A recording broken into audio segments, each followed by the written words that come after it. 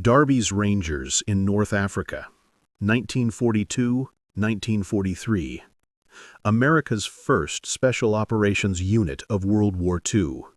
Trained by British Commandos and led by the charismatic Colonel William Darby. From their baptism of fire at Arzew during Operation Torch to deadly raids behind enemy lines in Tunisia, the 1st Ranger Battalion proved that American soldiers could match the elite forces of any nation. They wrote the book on U.S. Army Ranger tactics, paid for in blood across the deserts and mountains of North Africa. Welcome back, everyone. Today, I want to tell you about America's first commandos of World War II. Before there were Rangers storming Pointe du Hoc on D-Day, before there were paratroopers jumping into Normandy, there was a group of volunteers who became America's first elite special operations force. They trained with the British, learned the art of commando warfare, and proved themselves in the deserts and mountains of North Africa. This is the story of Darby's Rangers, the 1st Ranger Battalion, and how they wrote the playbook for American special operations. In early 1942, America had been in the war for only a month or two. We were sending troops to Britain, building up forces, planning for the eventual invasion of Europe. But American soldiers hadn't yet fought the Germans. We were green, untested, and the British knew it. The British had been fighting since 1939. They'd developed specialized units, commandos, for raids and special operations. These weren't regular infantry. These were elite soldiers trained for tough missions behind enemy lines, night raids, sabotage, reconnaissance, and they were good at it. General George Marshall, the U.S. Army Chief of Staff, wanted American soldiers to learn from the British experience. He ordered the creation of an American unit modeled on British commandos. It would be called the 1st Ranger Battalion. The name Ranger was chosen to honor Rogers Rangers, American colonial fighters from the French and Indian War. The man chosen to command this new unit was Captain William O. Darby, a 31-year-old artillery officer from Arkansas. Darby wasn't an obvious choice. He wasn't infantry. He hadn't been in combat. But he had the qualities needed for the job. He was aggressive, physically tough, intelligent, and a natural leader. He also volunteered for the assignment when others passed on it. Darby's first task was to find men for his battalion. In May 1942, he put out a call for volunteers from American units in Northern Ireland. The requirements were tough. Soldiers had to be physically fit, mentally sharp, and willing to take on dangerous missions. Over 2,000 men volunteered. Darby picked 500. Private First Class James Altieri from New York was one of the volunteers. He later wrote, "We didn't know exactly what we were volunteering for, just that it would be dangerous and different from regular infantry. That was enough for us. We wanted action." The Rangers trained with British Commandos in Scotland. The training was brutal, far harder than regular army training. Long marches carrying heavy loads, cliff climbing, small boat operations, hand-to-hand combat, live fire exercises, night operations. The British pushed the Americans hard, testing them, seeing if they could measure up to commando standards. Some men couldn't handle it and dropped out, but most stuck it out. They learned to move silently at night. They learned to navigate by stars and compass. They learned to kill quickly and quietly. They learned to work in small teams, depending on each other completely. They became Rangers. Sergeant Randall Harris from Oklahoma remembered the training. The British trainers were tough. They'd been fighting for years and they knew their stuff. They didn't baby us. If you couldn't keep up, you were out. But if you could keep up, they treated you as equals. By the end of training, we felt we could take on anything. By August 1942, the 1st Rangers Battalion was ready. They didn't have to wait long for their first mission. The Allies were planning Operation Torch, the invasion of North Africa. American forces would land in Morocco and Algeria, catching the Germans and Italians by surprise. The Rangers would be part of the assault. The Rangers' mission was to capture the port facilities at Arzew, Algeria, before they could be destroyed. Two fortified positions, Fort du Nord and Fort de la Pointe, had to be taken before the main landing force arrived. The Rangers would land at night, climb the cliffs, capture the forts, and secure the harbor. Sound familiar? It was similar to what Rangers would do at Pointe du Hoc 2 years later. But this was the first time. The first combat mission for American Rangers in World War II. On the night of November 8, 1942, the Rangers landed at Arzew. They came ashore from British landing craft, moved silently through the darkness, and approached the forts. The defenders were French colonial troops. France had surrendered to Germany in 1940, and Algeria was controlled by the Vichy French government that collaborated with the Germans. The Rangers hoped the French wouldn't resist. American diplomats had been negotiating, trying to convince the French to let Allied forces land peacefully. But nobody knew for sure what would happen. The Rangers attacked Fort du Nord first. They climbed the walls using ladders and grappling hooks. The French defenders were caught completely by surprise. Most surrendered immediately. The few who resisted were quickly overwhelmed.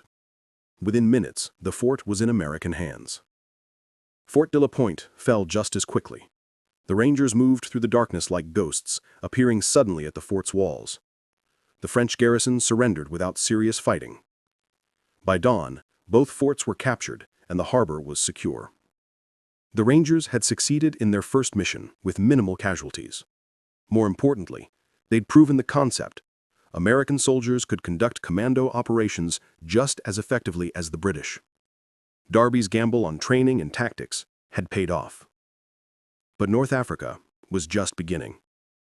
After the initial landings, Allied forces pushed east into Tunisia, where they ran into serious German opposition. The fighting in Tunisia would be hard. The Germans were experienced, well-equipped, and fighting in terrain they'd prepared. American forces, including the Rangers, were about to get a harsh education in modern warfare. The Rangers were used for what they'd been trained to do: raids, reconnaissance, and special missions. While regular infantry divisions fought set-piece battles, the Rangers operated behind enemy lines, gathering intelligence, ambushing enemy patrols, disrupting German operations. One of their most famous raids was at Sened Station in February 1943. German and Italian forces were using the railroad station as a supply point. The Rangers were ordered to raid it, destroy the supplies, kill or capture the garrison, and get out before German reinforcements arrived. The raid was planned meticulously. The Rangers would approach at night, moving cross-country to avoid German patrols. They'd hit the station at dawn, when defenders were least alert. Speed and surprise were essential. Get in, accomplish the mission, get out. On the night of February 10, 1943, the Rangers moved out. They marched through the night across rough terrain, maintaining absolute noise discipline. As dawn broke, they were in position around Sened Station. The attack was swift and violent. Rangers stormed the Italian positions, overwhelming the defenders before they could organize resistance. Some Italians fought back, others surrendered. The Rangers destroyed supply dumps, blew up equipment, and captured prisoners. The entire raid lasted about 30 minutes. Then the Rangers pulled back, carrying their wounded and their prisoners. German reinforcements were already on the way, but the Rangers were gone before they arrived. The raid was a complete success. Supplies destroyed, intelligence gathered, and minimal American casualties. Technical Sergeant Charles Shunstrom from Minnesota, who participated in the raid, said, "We hit them hard and fast. They never knew what hit them. We were in and out before they could react. That's what Rangers do: strike fast, strike hard, and disappear." But not every mission went smoothly. At the Battle of El Guitar in March 1943, the Rangers were used as regular infantry, holding defensive positions against German counterattacks. This wasn't what they'd been trained for, but they did it anyway. German tanks and infantry attacked their positions repeatedly. The Rangers held, but they took casualties doing a job regular infantry should have been doing. This became a recurring problem, commanders seeing the Rangers as elite infantry and using them for regular infantry missions. Darby protested, arguing that Rangers should be used for special operations, not as line infantry. But in the middle of a battle, you use the troops you have where you need them. The fighting in Tunisia was hard on everyone, including the Rangers. The desert was brutal, scorching heat during the day, freezing cold at night. Water was scarce. Dust got into everything: weapons, food, equipment. Disease was common. Dysentery, malaria, and various fevers lay men low. And the Germans were tough opponents. These weren't second-rate troops. These were veterans from the Africa Corps, led by experienced officers, equipped with excellent weapons. They knew how to fight in the desert. They used tactics and terrain expertly. American forces, including the Rangers, learned hard lessons fighting them. Private First Class Carlo Contreras from California wrote home, "The Germans are good, really good. They're smart, well-trained, and they don't make many mistakes. We're learning, but we're learning the hard way. Every mission, we get a little better, but it costs us men." One of the Rangers' most difficult missions was at Jebel el Ankh in March 1943. The Rangers were ordered to capture a mountain position held by Italian troops. The approach was up steep, rocky slopes with little cover. The Italians held the high ground with machine guns and mortars. The Rangers attacked at night, climbing the mountain in darkness. The going was tough: rocky terrain, steep slopes, carrying full combat loads. As they approached the Italian positions, they were detected. Italian machine guns opened fire. The Rangers took casualties, but kept moving forward. The battle turned into a close-quarters fight in the darkness. Rangers and Italians fought among the rocks, sometimes at point-blank range. Grenades, rifle fire, bayonets. It was brutal, confused combat where you couldn't always tell friend from enemy. The Rangers eventually took the position, but at significant cost. Several Rangers were killed, many more wounded. The Italian defenders had fought harder than expected. It was a victory, but an expensive one. Colonel Darby was everywhere during the North African campaign. He led from the front, personally leading raids and attacks. He knew his men by name, knew their capabilities, cared about their welfare.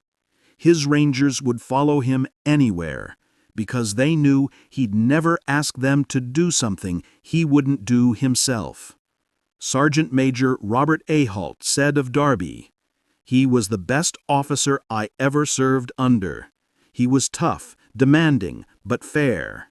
He led by example. When things got hot, he was right there with us. The men would die for him, and he knew it. But he never wasted our lives. He took risks, but calculated risks." By May 1943, the North African campaign was ending. German and Italian forces in Tunisia were surrounded and running out of supplies. On May 13, 1943, the Axis forces in North Africa surrendered. Over 250,000 enemy soldiers became prisoners. The Mediterranean was now open to Allied shipping, and the stage was set for the invasion of Sicily and Italy. The Rangers had proven themselves in North Africa. They'd conducted successful raids, gathered valuable intelligence, and fought effectively in both their special operations role and as infantry when needed. They'd taken casualties. By the end of the North African campaign, the battalion had lost about 25% of its strength to killed, wounded, and disease. But more importantly, they'd shown that American soldiers could conduct special operations. They'd proven the Ranger concept worked, and they'd established tactics and procedures that would be used by Rangers for decades to come. The 1st Ranger Battalion's success in North Africa led to the creation of more Ranger battalions. The 3rd and 4th Ranger Battalions were formed and trained using lessons learned in North Africa. These units would go on to fight in Sicily, Italy, and at Normandy. The Rangers had become a permanent part of the U.S. Army. After North Africa, Darby's Rangers went on to fight in Sicily and Italy. They conducted the daring raid at Gela during the Sicily invasion. They fought at Salerno. They conducted raids behind German lines in Italy. But their story in Italy ended in tragedy at Cisterna in January 1944, when 2 Ranger battalions were surrounded and virtually destroyed. That's a story for another time. For now, let's remember what the Rangers accomplished in North Africa. They were America's first special operations force of World War II.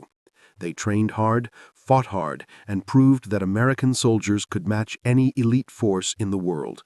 They operated behind enemy lines, conducted raids that disrupted enemy operations, and gathered intelligence that helped win battles. The legacy of Darby's Rangers lives on. Today's U.S. Army Rangers trace their lineage directly back to the 1st Ranger Battalion formed in 1942. The Ranger tab that soldiers earn today represents the same high standards of training, discipline, and combat effectiveness that Darby demanded from his men. The Ranger Creed, memorized by every Army Ranger, includes the phrase, "Readily will I display the intestinal fortitude required to fight on to the Ranger objective and complete the mission, though I be the lone survivor." That spirit, the determination to complete the mission no matter what, was forged in North Africa by Darby's Rangers.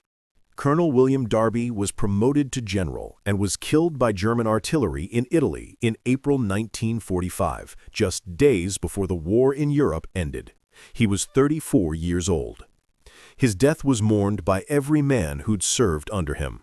He'd created the Rangers, led them in combat, and set the standard for what it meant to be an Army Ranger. Today, Fort Benning, Georgia, now Fort Moore, where Army Rangers train, has facilities named after Darby. Ranger battalions still study the raids and operations he conducted. His tactics are still taught. His leadership is still held up as an example. The men who served in the 1st Ranger Battalion in North Africa came from every part of America. Farm boys from the Midwest, factory workers from the Northeast, cowboys from the West, city kids from New York and Chicago. They volunteered for a unit they knew little about, trained harder than they'd ever trained before, and proved themselves in combat against a tough enemy. They weren't superhuman. They got scared, got tired, got homesick. Some made mistakes, some didn't measure up and were sent back to regular units. But those who stuck with it, who endured the training and the combat, became something special. They became Rangers. The story of Darby's Rangers in North Africa is a reminder that special operations forces aren't born, they're made through rigorous training, strong leadership, and combat experience. The 1st Ranger Battalion started as an experiment, an attempt to create an American version of British Commandos. By the end of the North African campaign, they'd proven they were second to none. Thank you for listening. And never forget the men who earned the right to be called Rangers in the deserts and mountains of North Africa in 1942 and 1943. They were America's first commandos, and they set the standard for every Ranger who came after them. The North African Campaign was the proving ground where Darby's Rangers earned their name and paid dearly for it. By the end of the fighting, the 1st Ranger Battalion had lost nearly a quarter of its men to gunfire, wounds, disease, or exhaustion. Those numbers may look simple on paper, but every one of them was a life. A kid from Chicago, a farmer from Ohio, a steelworker from Pennsylvania, a cowboy from Texas. They weren't superheroes. They were young Americans who volunteered for the hardest missions this new war could offer. Every raid, every night march, every attack in the dark cost something. Some Rangers never made it home. Some were buried in the desert. Some carried wounds, physical and invisible, for the rest of their lives. And yet they kept going. they kept fighting. Not because they loved war, but because they refused to let the man next to them down. Their success in North Africa changed the U.S. Army forever. Darby's men proved that Americans could master commando tactics, could fight behind enemy lines, could strike fast, silent, and deadly. They showed that elite soldiers aren't born, they're built through discipline, grit, and sacrifice. The Ranger units that exist today draw their lineage, their standards, and their spirit directly from those 500 volunteers of 1942. But behind all the victories, all the medals, all the stories, lies a truth that never changes.